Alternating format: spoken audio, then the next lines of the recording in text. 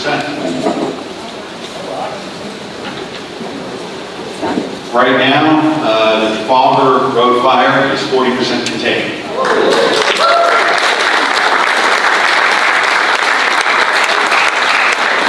They didn't get much work done today because of the rain, but they are 3 work days into it. They started on Saturday, so we are 40% contained, so they are moving rapidly, so we're very pleased with that. Here's a little bit additional information. So firefighting began on May 18th, Saturday. We've been working very closely with ADQ, AHD, and the city of Bella Vista. They had a large meeting yesterday to make sure they were fully coordinated. The majority of the material that they've been bringing out so far has just been hot ash. So when you see that plume of white smoke come up, that is steam, because some of that ash is as high as 800 degrees. To date, a limited amount of concrete and rebar have been found at the site. No other inorganic material so far. That's good. Air quality monitoring will continue 24/7. If you've been in the area, you may have seen the vans going around, but they are monitoring it continuously to make sure that everything is what it should be. The weather has slowed our efforts, unfortunately. We remain confident that the fire will be fully contained within 30 days. Now remember, there are two phases to this project. First phase is put out the fire. Phase 2 is remediate the site. So the 30-day time frame is for the first phase. Now we are 40% contained after 3 days. I'm thinking that 30 days is a pretty good target. So we are very pleased with how it's progressing. To stay informed, please go to the POA's website, bellavistapoa.com/Trafalgar-Fire.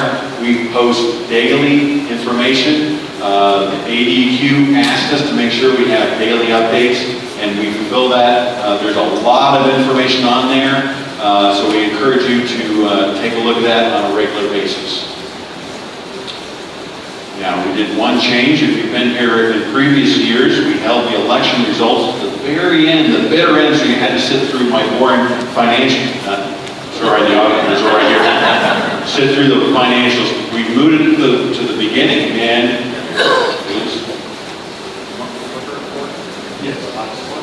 Hi, just a second.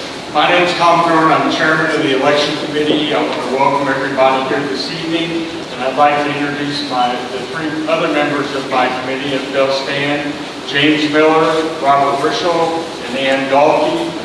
Appreciate their work on the elections and helping with the candidate forum that we had earlier. So with that, the election results are as follows. Steve McKee with 5667. Tia Bidwell with 5256. We can hold our applause until we get finished. And Jerry Barron Jr. at 4617. We congratulate all 3 of them.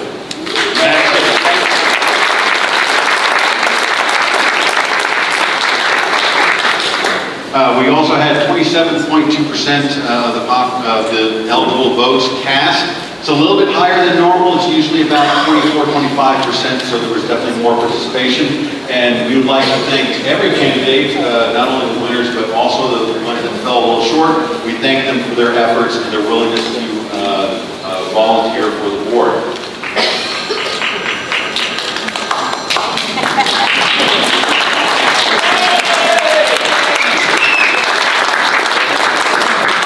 All right, we'll go through the very exciting financial results next. First of all, so audited financial statements. Now, quick note here. The information presented today is sourced from a draft copy of the financials. Normally, the financials are 100% done at this time, but we have the issue with the fire, and the fire is causing a little bit of a delay. So we don't have the audit, we don't have a full version yet. we should get those within the next week to 2 weeks, and you will be able to find those on the POA's website once they're available. So we just wanted to, on every single financial slide, you'll see that I include the word draft. I want to make it very clear, these are draft versions. I think I'm safe to say that there's not going to be any huge difference, but there may be some notations because of the fire. Even though we're into 19, the fire started in 18. They had to explain that to me. And that's why they're holding the audit because of that. Okay? All right, so we'll start with the balance sheet first. So here, what we've done, we're giving you a high level. Once it's available on the website, you can go in and you can look at it and analyze it in any way you wish you'd like to. But our current assets, you'll see that they have gone down. And that's mainly because of use of cash on projects in 2018. You'll also see that our investments are down because, once again, we used a lot of our investments at that time for capital projects. Okay, equipment is up because, okay, so you had cash, you had investments, you cashed those out, you put those into capital projects, so then the capital line goes up. So the property and equipment has gone up because you have multiple projects that were completed within the year. And then you have the total. You see we've gone down a little bit. So current cash has gone down, investments has gone down. We already talked about that. And then property and equipment has gone up, but not quite as much as the other ones going down. All right, we're going to go into the liabilities section. And you'll see that our current liabilities have increased by $600,000. That's from prepaids. So when you prepay your assessments, if you prepay your golf membership and so forth, we're going to, that's going to be a current liability. And accounts payable decreased by $200,000. Long-term bond, these are the water department bonds, and they're down by $500,000 as those bonds get paid off by approximately $500,000 each year. Members' equity is down by $1.8 million net loss. And you'll see that the total, the current liabilities increased by the $400,000 we talked about, and then the bonds were paid off by $500,000, and then the members' equity decreased by 1.8. I forgot to mention, this entire slide presentation will be available on the website tomorrow. All right, the income statement. And we're comparing, once again, we're comparing 17 and 8 to 18. And you'll see that revenue increased to $26 million, just a little over $26 million. In 2017, it's $25,300,000.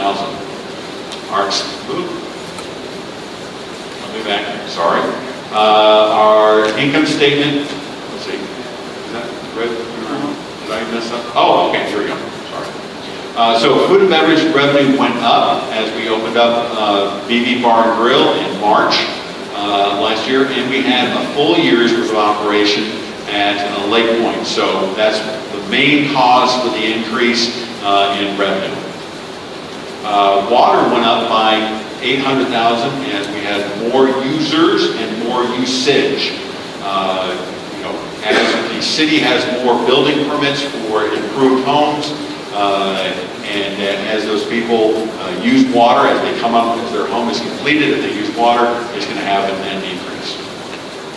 And then the assessments went up by $76,000, and that was mainly through our collections effort. Rebates, in 2017 we had a rebate, a large rebate from Carroll Electric, and that was much less in 18, or actually not at all in 18. It happens every 14 or every 18 months? Every other year. Okay. And golf fees were down by $134,000 on carts and golf free fees combined. And then past due collections were down. So we had a very large windfall in 2017. It was by and large a one-time windfall, and so that inherently makes 18 look a little bit worse because you don't have that one-time you can only have a one-time windfall once, and we had it in 17. And then donations.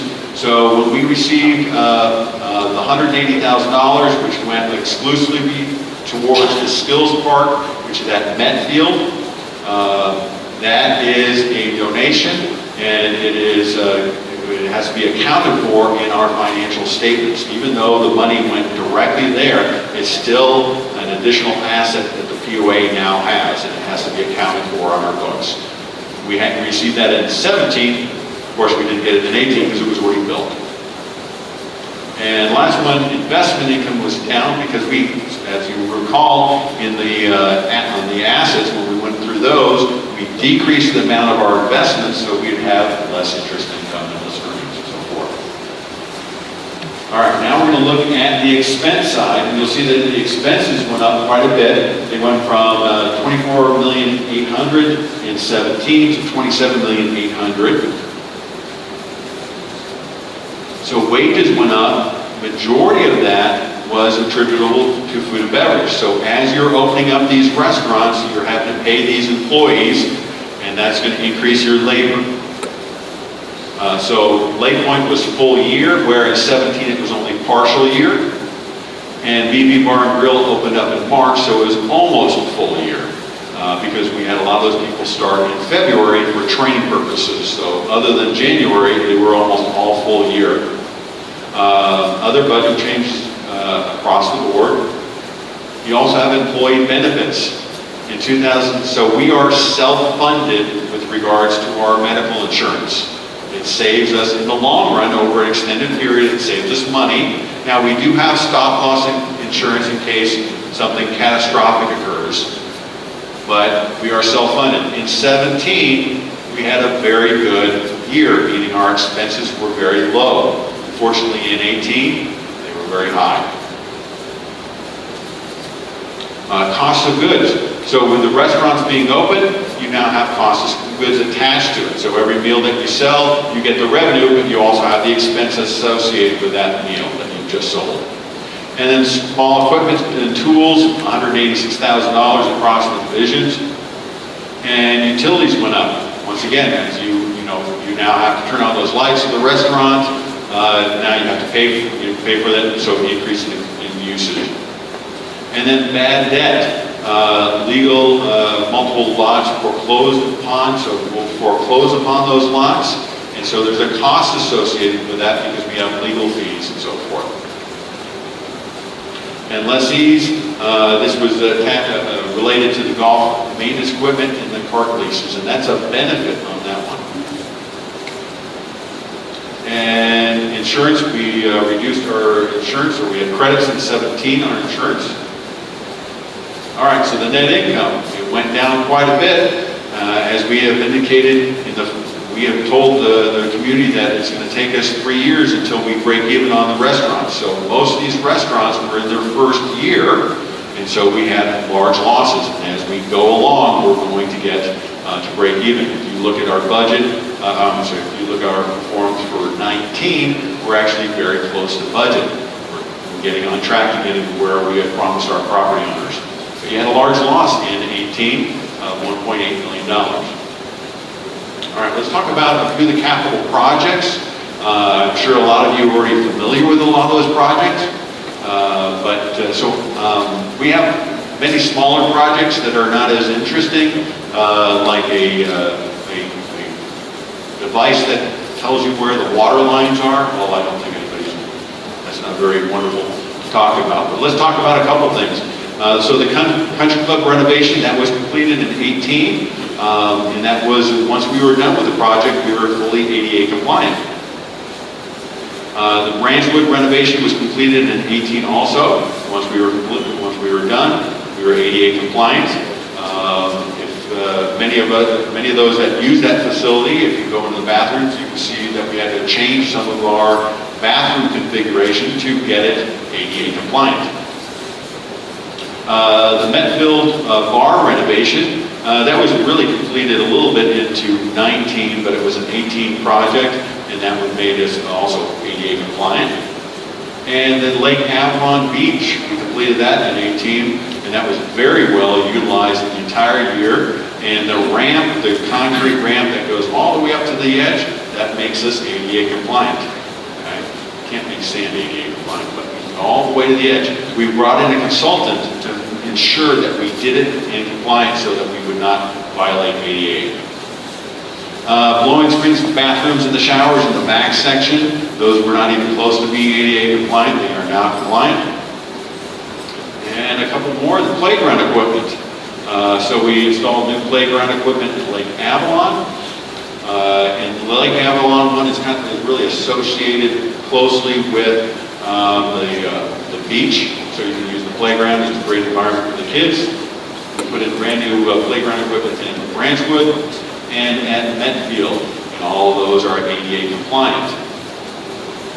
And then we renovated the Metfield restroom. Not only was that not ADA compliant, it also had to be closed during the winter time because the pipes were running on the outside of the building. They now run on the inside of the building so it can stay open during the winter time. And Ruth, you're back up. Okay, just a notice that the 54th annual meeting for next year will be May 19th to 20. Okay, and to the Board of Directors, would like to acknowledge the time and commitment of our committee members, being all 4 committees that help us out with advising and etc. Appreciate the help. Plus the community volunteers, which also help make Bella Vista so special, and it takes each of you to help us out. We appreciate you as well. We have 3 board members we would like to thank: Mike F., Bruce Bertello, and Pat Lowry for their dedicated service while on the board. And we truly appreciate all you've done to help us out. We have gifts for them. And somebody told me I neglected to tell you who I was. I'm Ruth Hatcher. I happen to be chair of the board this year. So now you know who I am.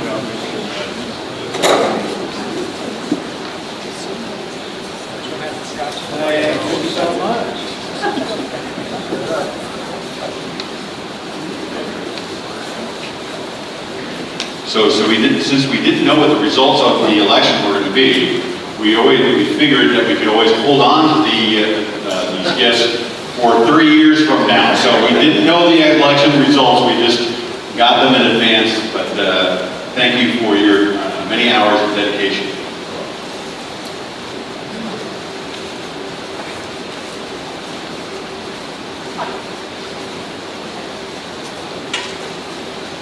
I'll take this one. We have a special recognition tonight. You want me to take this one? A group of board members got together and they wanted to make sure that we had a special recognition for David Welchel. David Welchel is a member of our board, and he is a semi-retired golf course architect, and he has been instrumental in helping us on our golf projects and so forth. So we created this this is actually a mocked-up version. It's still under construction, but it will be placed at Scottsdale, and it has a really nice phrase on top. It says, "You make a living by what you get, but you make a life by what you give." And we really appreciate the many hours that he dedicated to the POA and improving our golf courses. So thank you so much.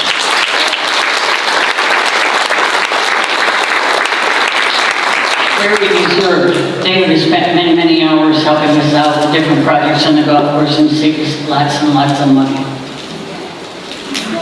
Okay, open forum at this time. Before we start, we did not have a sign-up sheet, so you simply go to the microphone. You have 3 minutes. And to be fair to everybody, we're going to cut you off at 3 minutes this evening. So plan on that. And we'll give you a 30-second head start.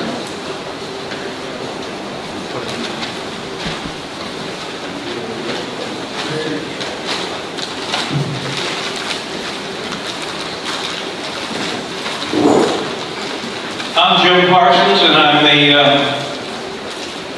chairman of the Bella Vista Patriots. And Patriots are here tonight. I'm representing them to thank Mr. Judson and the board for taking the pro stance on fire, because if we wait and time goes on and we do nothing, there are going to be those who are going to decide for us. So we feel like it is best for us to take a proactive stance, as you have already done, and continue to work now and start doing things to rectify what's to come. I don't know if you realize how many, the magnitude of the lawsuits that are out there, the millions of dollars that are going to be filed. These will come to fruition in 7, 8, 9 months from now. They're going to be overwhelming. They're going to be more than any organization like ours can stand. And they're going to just keep drip. Entire houses that cannot be lived in anymore. The smoke is in the insulation. It's in the mattresses. It's in their couches and bedding and clothing. And Servpro has said that it cannot be removed. It's just going to have to be bulldozed down and built new. Those lawsuits are coming in. They're going to be overwhelming. And so what I'm saying to the board now is act now. Sell off the Arco land, sell off the tennis court, sell off the RV park, the gun range, start there, deed the water department over to the city. It needs to go there anyway. They can get bonds and improve our water department. The POA never could do that. And am I running out of my 3 minutes? Yeah, but I have given a sheet here of the things that we need to do. And my point of being here tonight with the Patriots is start on it now. Don't wait. Because if we wait, those attorneys out there and the state agencies and everyone else is going to decide for us. Let the members, let's do it in a graduated way that's reasonable. Thank you. Thank you. Next.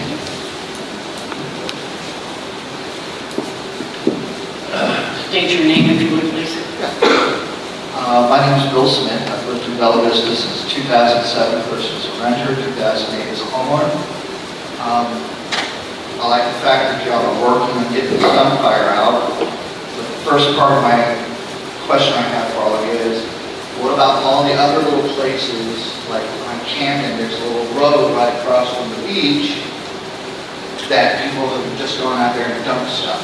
What about all the other little roads like that? They're all over Bella Vista that never get looked at or picked up from, and places like that. It's not just one, there's lots of them. And that's not my fault, that's not her fault, that's not his fault. What are we going to do about those? It's like he said, maybe I'll need to build a committee and start looking at that, because that stuff you get on fire. Some of that stuff may not just be old Christmas trees.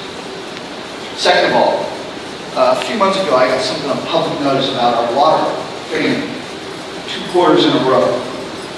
Chemicals in the water that can damage our kidneys, our liver, our brains. All right, now I'm a veteran. I spent 20 years in the military. I've been to 6 continents. I could get water no matter where I was at. I'm the worst I had to worry about somebody shooting me. Now I come back here, I have a home, I'm starting to have to worry. I've had my psychiatrist convince me that it's safe to drink water out of my faucet. When we were children, what did we do when we were playing outside? We turned on the water from the garden hose and we drank it straight from the garden. What is the state of our water right now? Is it in compliance with the EPA? And if it's not, you tell me it is, I would be very upset. I will come back and I will talk to you again about this, because this is not right. Yes, this is not like the situation in Detroit, but quite frankly, I don't want to have my kidneys and my liver fail on me. I don't have knees, I don't have shoulders. I'm 80% disabled and I'm 53. I'm soon going to be 100% disabled.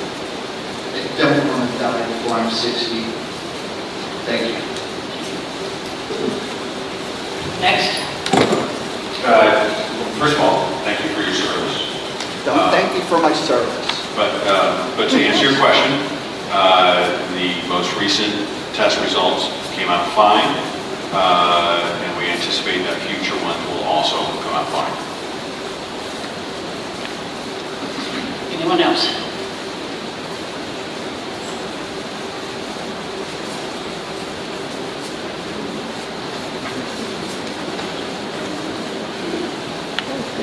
Good afternoon.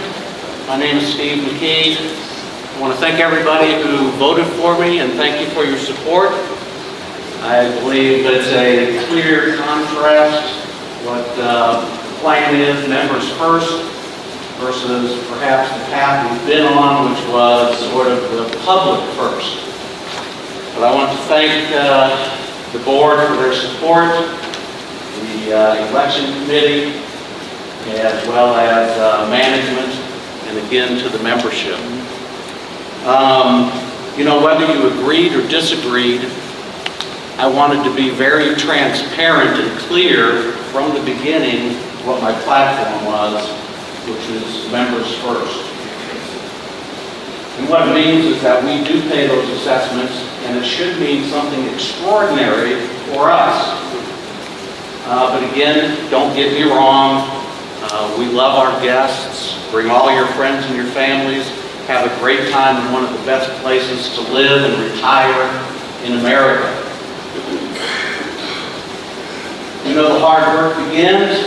There are obviously some big issues still out there. It sounds like they're becoming somewhat solved. And then we, of course, have some financial questions. But I think, again, that the path ahead is very clear. Members first. Thank you very much. Nice.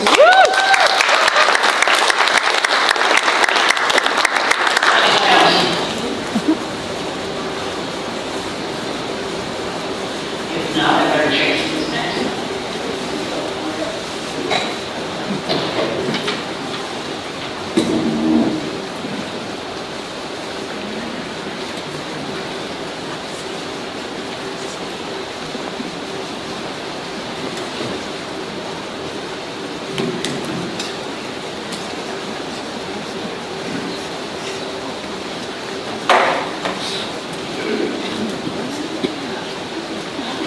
Okay, makes it nice and simple. All you do is tell me what I need to do. Okay, before we adjourn, I appreciate each and every one of you coming out tonight. We appreciate your support. We look forward to support in the future. We thank you very much. And I need a motion to adjourn. So moved. Do we have a second? And obviously there's probably not much discussion, so can we have a vote? Okay, we are adjourned at this time. Thank you very much for coming.